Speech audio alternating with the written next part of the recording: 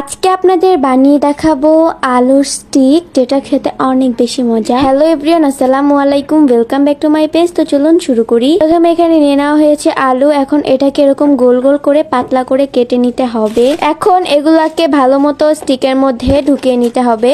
আপনারা দেখতেই পাচ্ছেন এগুলাকে কিভাবে ঢুকিয়ে দেওয়া হচ্ছে। এভাবে করে আলুগুলাকে সবগুলো ঢুকিয়ে নিতে হবে স্টিকে। এই রেসিপিটা খেতে কিন্তু অনেক বেশি মজাদার হয় এবং দেখতেও অনেক সুন্দর হয়। এটা চাইলে আপনারা সন্ধ্যার নাস্তা হিসেবে ব্যবহার করতে পারেন। তো এই যে দেখুন, এগুলাকে এইভাবে ঢুকিয়ে নেওয়া হয়েছে ডিজাইন করে করে, মনে হচ্ছে ঢেউয়ের মতো লাগছে দেখতে।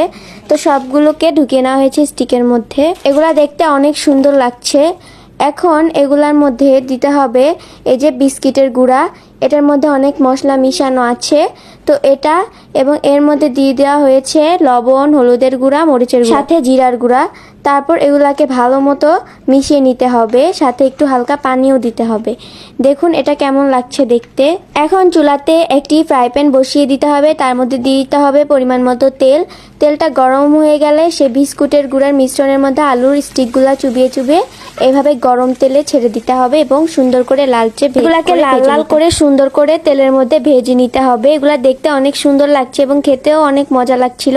আমার তো এখন দেখে এখন আবার এটা খেতে মন চাচ্ছে। তো এটা ভেজে নেওয়া হয়ে গেছে, দেখুন কতটা সুন্দর লাগছে দেখতে। এখন আপনাদের আরো একটি রেসিপি শেয়ার করব সন্ধ্যার নাস্তা হিসাবে।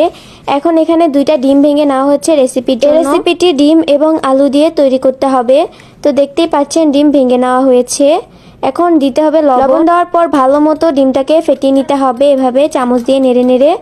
তারপর ফ্রাই প্যানে দিয়ে দিতে হবে পরিমাণ মতো তেল। তেলটা একটু গরম হয়ে আসলে এর মধ্যে দিয়ে দিতে হবে গোল গোল করে কেটে রাখা আলুগুলোকে দিয়ে তারপর আলুগুলোকে সুন্দরভাবে ভেজে নিতে হবে যাতে আলুটা কাঁচা না থাকে।